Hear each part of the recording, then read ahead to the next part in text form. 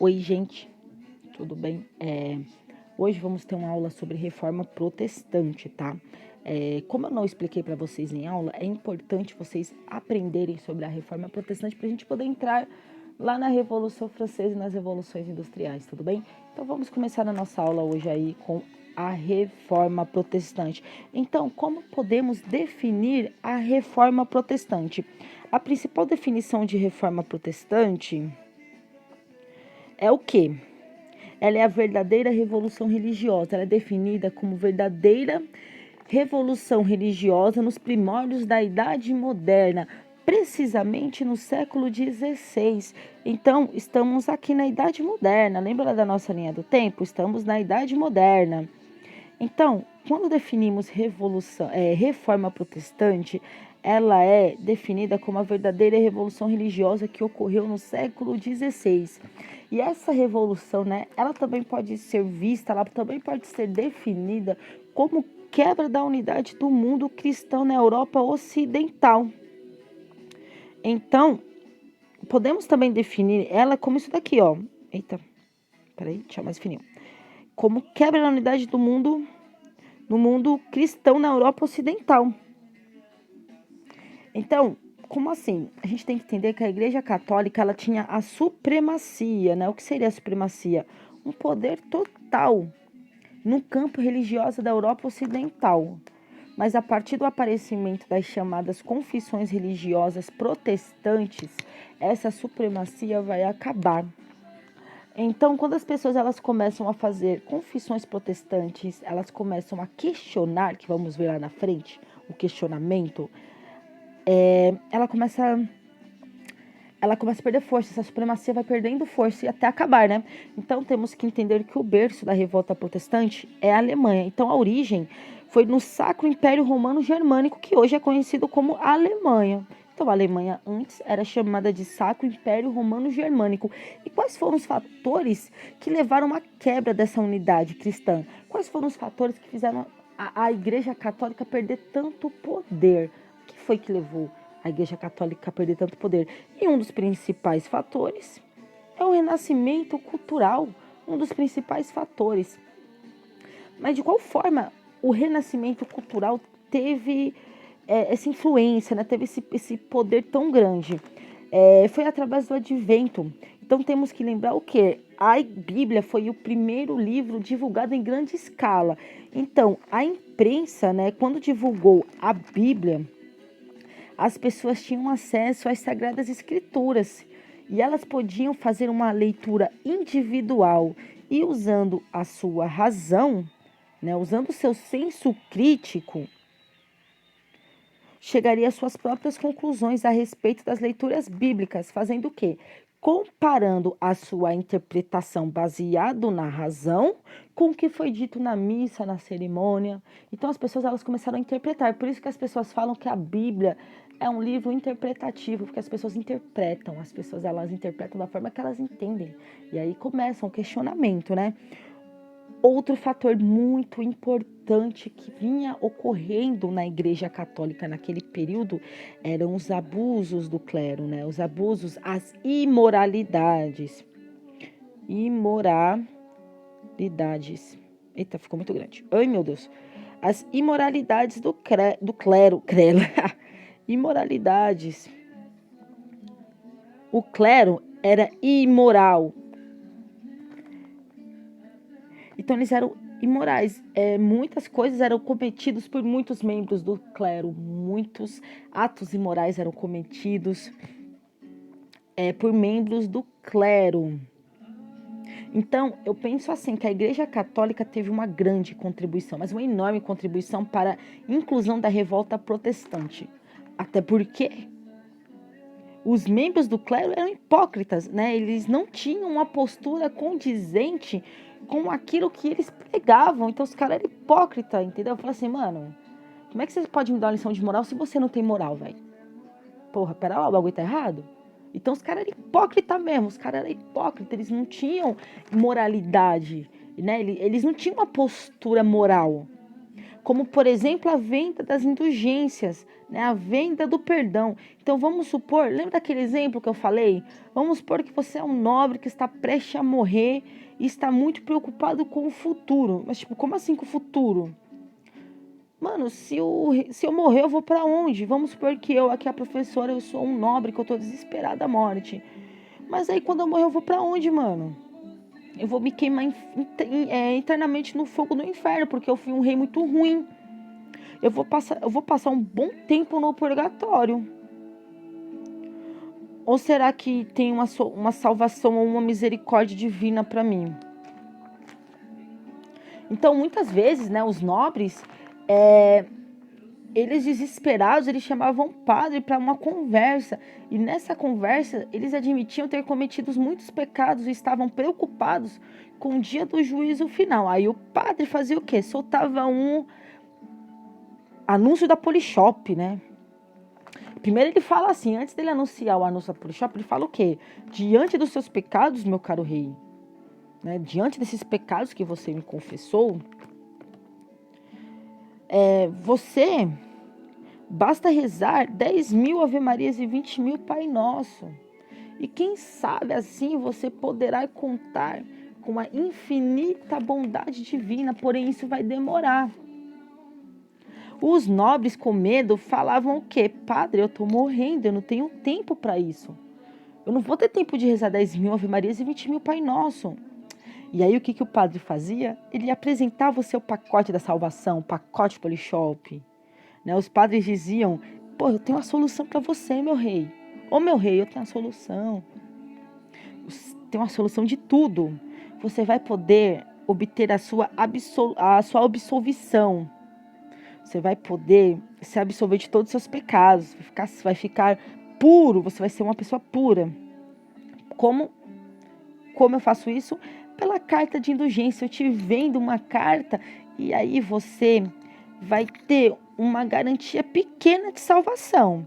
Então você vai estar indo lá, né, bonitinho. Você morreu, tá indo bonitinho, você pode parar no purgatório e ficar um bom tempo depois de ir pro céu. Se você quiser, só a carta de indulgência. Agora, se você quiser ir pro céu direto, a passagem livre pro céu, o que eu posso te vender? Basta você adquirir um dos objetos tocado por Jesus, supostamente, né? Que ninguém sabe. Você pode ter aí, ó, um objeto que foi tocado por Jesus, né? Por Jesus, por Maria, por José. Vamos aí, vamos comprar para você ir pro céu direto. E aí, me compre, eu vou te vender uma relíquia sagrada, né?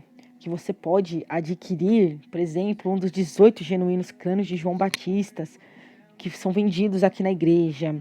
Ou então você pode adquirir uma das lascas da cruz que Jesus foi crucificado. Então imagine, olha a hipocrisia da igreja, olha como a igreja era ruim. E a igreja também ela conseguia riquezas através da venda de cargos eclesiásticos. Como, por exemplo, um filho de um nobre que quisesse ter uma função de respeito na sociedade, ele poderia se dedicar a assuntos da igreja pela venda de cargos eclesiásticos, como, por exemplo, o cargo de um bispo. Gente, vale lembrar que a Igreja Católica era uma instituição marcada pela presença de padres, bispos e papas que não respeitavam o celibato. Os caras, eles não respeitavam o voto de castidade. Então a gente sabe que padre não pode ter filho, padre não pode ter relação sexual, padre não pode casar. Então, por exemplo, o Papa Alexandre VI, ele chegou a ter 8 filhos. O Papa Leão VIII tinha uma renda de mais ou menos, se a gente for contar nos dias de hoje, mais de $1 milhão por ano o cara pegava, só pela venda de indulgência. Então, os caras, eles eram muito hipócritas, eles eram muito imorais. E o nome dessas práticas de venda de cargos e relíquias sagradas na igreja são conhecidas como simonia. Como assim simonia? Simonia vem do nome de Simão, que está na Bíblia, que conta que quando Simão, ao se deparar com apóstolos realizando milagres, ele quis comprar o dom dos caras. Ele queria realizar milagre comprando. Ele não entendia que as pessoas nasciam com dom. Ele queria comprar o dom. Ele queria ter o dom. Por isso mesmo, milhões de cristãos estavam abandonando a igreja e procurando outras religiões cristãs por conta dessa imoralidade da igreja católica. E outro grande fator para a reforma, um outro grande fator. Então, gente, olha aqui, eu esqueci de falar aqui para vocês. Deu para perceber que a igreja católica não era um exemplo de moralidade. Então, os caras não tinham moralidade nenhuma. Os caras eram imoral. Era imoral.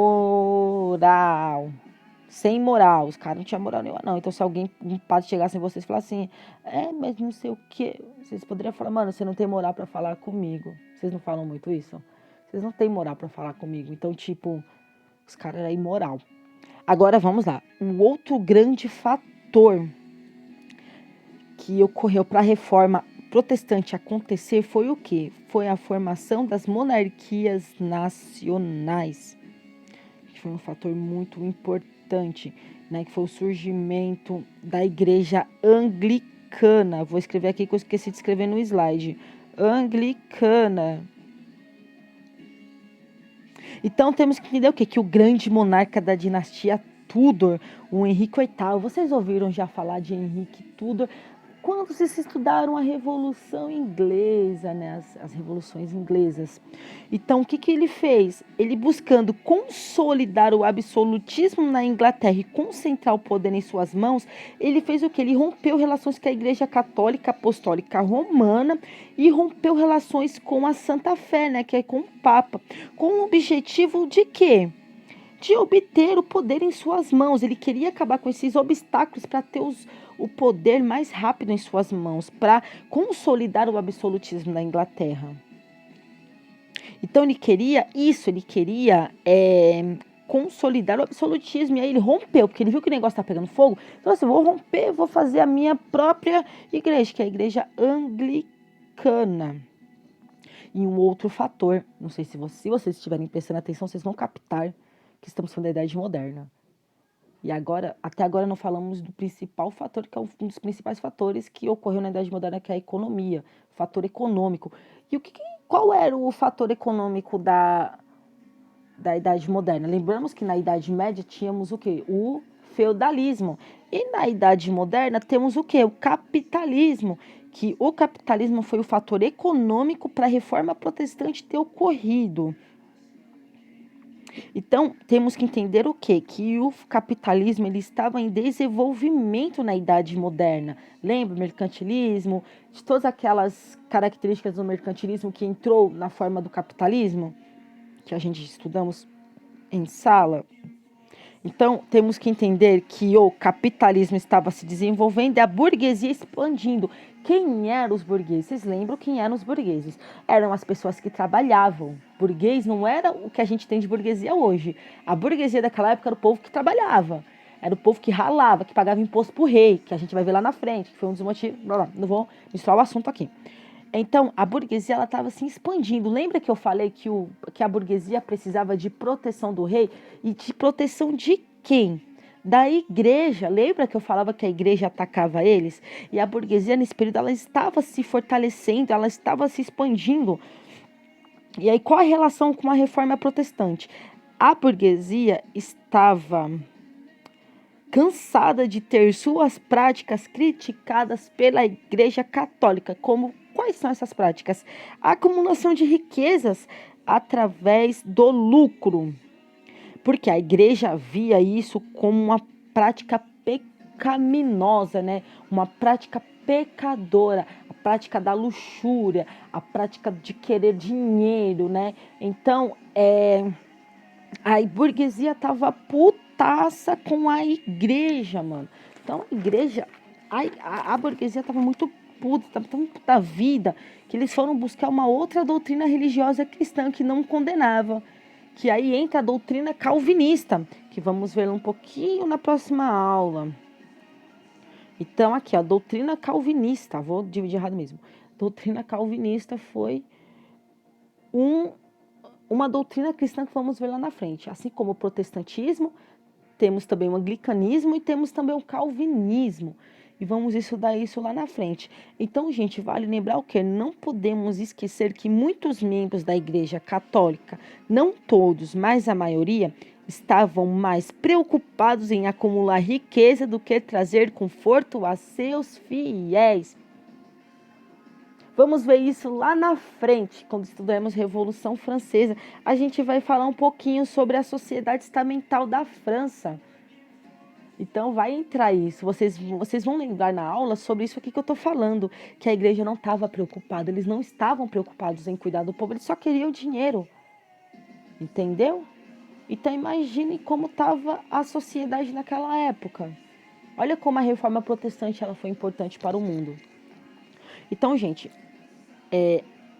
essa é a nossa aula de hoje. Vou deixar mais aulas expostas na plataforma do Classroom, porém nossas aulas são apenas de segunda-feira, beleza? Toda segunda terá aula nova lá, ou eu posso deixar 3 aulas durante a semana, mas vocês devem assistir apenas na segunda, tá? Então prestem muita atenção no Classroom, prestem muita atenção nos avisos que eu vou deixar lá, beleza? Então até a próxima, gente.